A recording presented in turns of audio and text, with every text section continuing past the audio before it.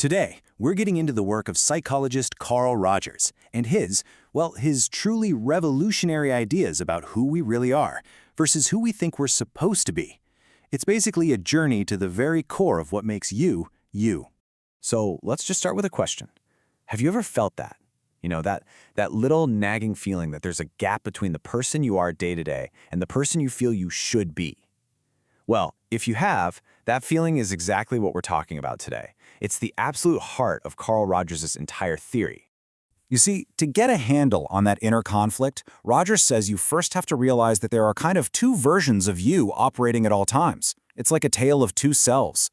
So, on one side you've got your self-image. Rogers also called this the real self. This is who you believe you are right now. The good, the bad, all of it, based on everything you've ever been through.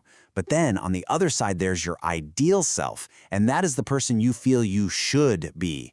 It's built from your ambitions, your values, and, let's be honest, a lot of times, it's built from what other people expect of you. And the relationship between these two selves is everything.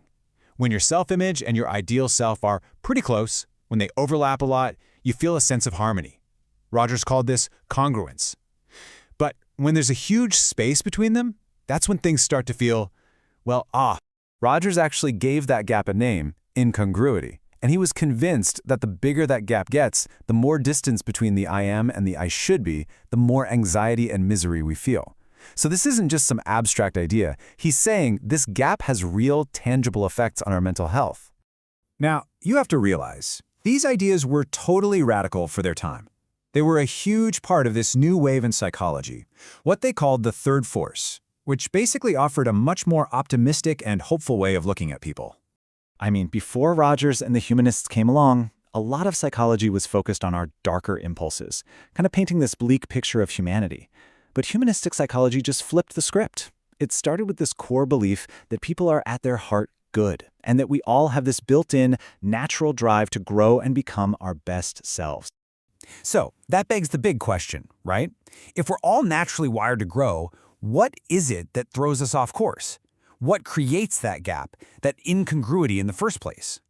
Well, Rogers said it comes down to two powerful, competing forces in our lives. The first one is called conditional positive regard. And you know this one. It's that message that you'll get love and approval, but only if you meet certain standards. I'll be proud of you if you get an A. People will like you if you're not so loud. All that pressure forces us to construct an ideal self that's all about pleasing everyone else, not about being true to ourselves. But the alternative, and this is the real key, is unconditional positive regard. This is acceptance with no strings attached. It's the deep-down feeling that you are valued for exactly who you are, mistakes and all. This is the environment that lets our true, real self actually come out and grow.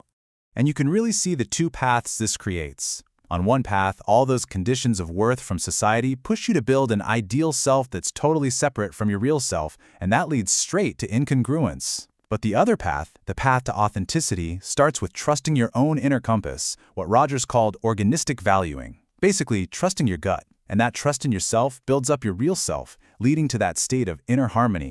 So at the end of the day, that's the goal. Congruence. It's not about being perfect. It's just about closing that gap so the person you truly are and the person you want to be start to look more and more like the same person. Okay, so what does someone who's actually achieved this look like? What does it feel like to be in that state of congruence? Rogers had a name for it. He called it being a fully functioning person. So what does that mean?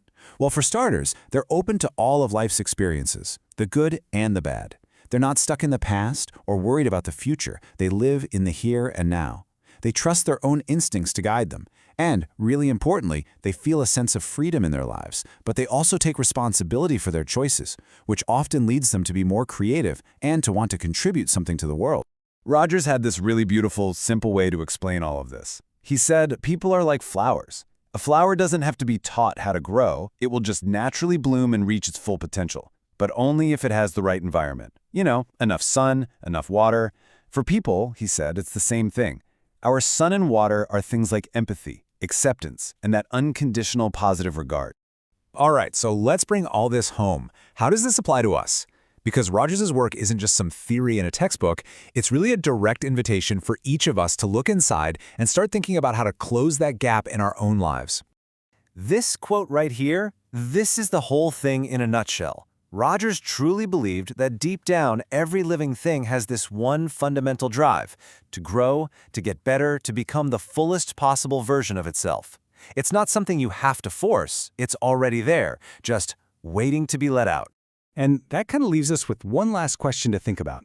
If the goal is to tap into that natural drive, what's just one small thing you could do today that would feel genuinely, authentically you? Not what you think you should do, but what your real self actually wants to do. Because that whole big journey to congruence, it really just starts with a single honest step.